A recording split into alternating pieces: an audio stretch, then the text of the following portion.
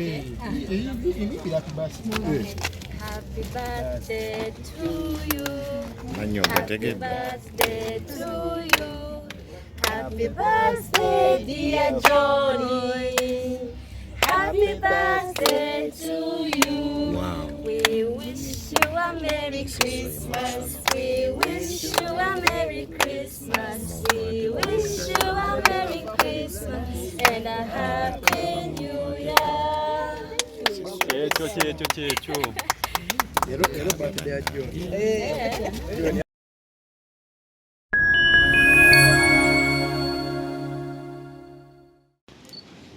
Matilda, to even accept for me to come here.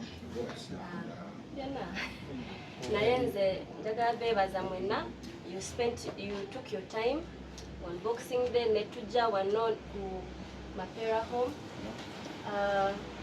Of course, ekintu ekya charity nze nkikola nnyo naye ekirungi olina okikola nga oyagala kuleeta impact. So for me, I have my platform. I have really a big following. Abantu bangi nga following ate waliwo n'abalala who I inspire. So why not use my platform and use to be able to showcase these homes. Kuba waliwo abantu bangi nga maybe balina sente oba balina different obuyambi, like different ways of helping, naye nga tebamanyi that we have homes, tunayo abakadde, tunayo abantu, all these things. So for me, I felt like it's good to give back.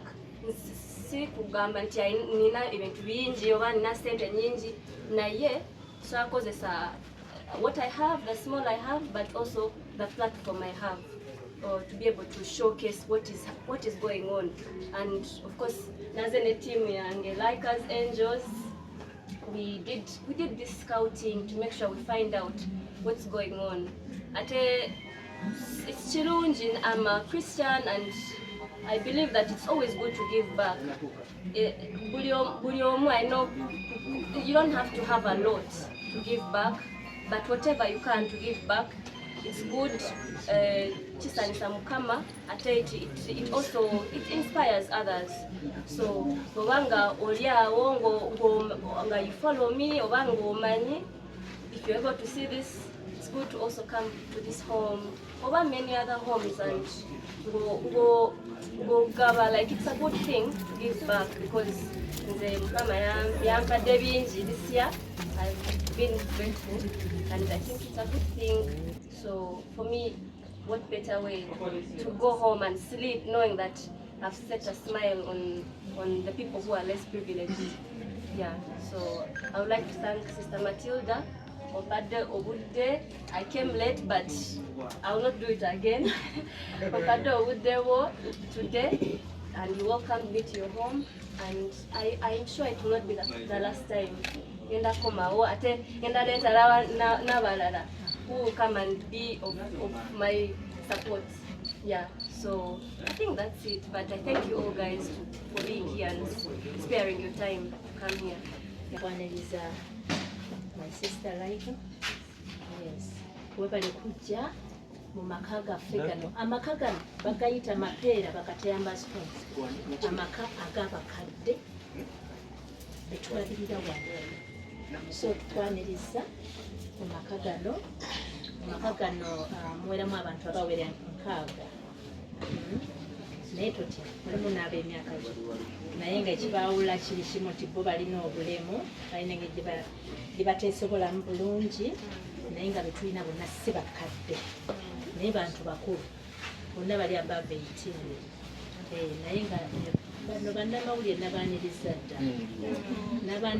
dda kubanga bazze wano obudde bukyali naye kati mu ngeri enjawulo nyaniriza Laika ne groupu ezonayo bali wano mwebale okulonda amaka gano okulaba nti ku lunaku olwaleero bokusingidde mutulabeko naffe tumalabeko ate nebyemutwetikira omutima ogwo mutima mulungi tufuna abantu ab'enjawulo abajja mu maka gano okugabana naffe kye balina ogwo mutima mulungi ate bwe tulabamu abavubuka nga mugwenyigiramu kituwa essuubi nti mu maaso eyo ebintu bijja kuba birungi kubanga mu society tulaba mulimu abantu abatakyafa ku bakadde abatayagala kukaddiwa naye nga tujja kukaddiwa mukama nga atuwadde ekirabo tujja kukaddiwa tubeere nga bo ate oluusi tusingeko kuba n'omukadde gwe tulina ndowooza asinga omukulu wa myaka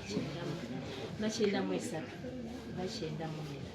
ekyo kirabo tetukitya ekirabo ekyokukula n'okukaddiwa kirungi so amaka gano tulabirira abantu abakadde abalwadde n'abalema era tugayita maka kubanga abantu betulina wano babeerako nabo mu maka gaabwe naye ne bafuna obuzibu oba obutalabirirwa bulungi ne basalawo okubasabira bajje wano era ffe twongera mu maaso omutima ogwo ogw'amaka nga bwe baali badde ewaabwe nga bafuna ekyokulya ekyokunywa ekyokwambala obujjanjabi naffe wano tugezaako okulaba nti tubibatuusaako basobole okufuna obulamu obulungi obusinga ku buli gye baava kubanga abantu abamu betufuna wano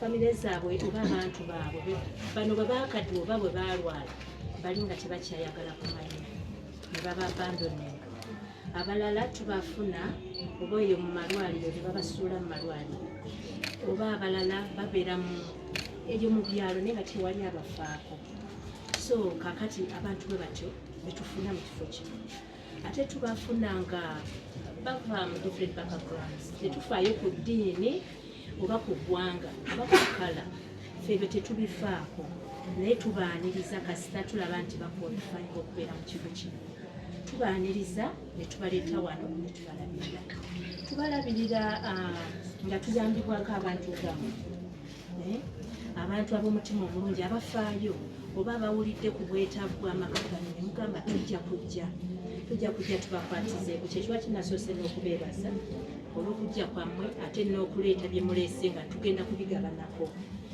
ffe wano tetulina temujja kutubuuza nti baddonaazi bammwe be bammwe mwe baddonaazi baffe bannyabo ne baseba bakuŋŋaanidde wano kubanga tuyinza okulowooza ku baddona abali e Bulaaya naye ojja kuwandiika emyaka giyite 3 ate bakuwe recruit naye gwe azze n'osalawo nogaka ngende nalukolo nga ate n'oleeta gwe ddona tetujja kutwala budde buwanvu nnyo naye gwozze n'oyagala ekintu ate n'okisapootinga so mwe baddonaazi baffe twagala okubeebaza ennyo okulaba nti musalawo okugabana n'amaka gano nga bwe twayogedde abantu betulina wano bawerako naye mwe mubabeezaawo tulina wano abantu ab'enjawulo abamu basobola okutambula bala tebasobola kutambula waliwo abasobola okwogera bati basobola kwogera waliwo oli nga buli kimu kyewali baddewo kati nga gwali wano werowoozeeko kyonna kyosobola okwekolera oli tasobola kukyekolera yadde ekimu tumuliisa ne tumunaaza ne tumwambaza buli kimu nga bwe twaligambye oba bebbi kati abo nabo bwebali so bantu categories bwezituuza abantu batubeera nabo wano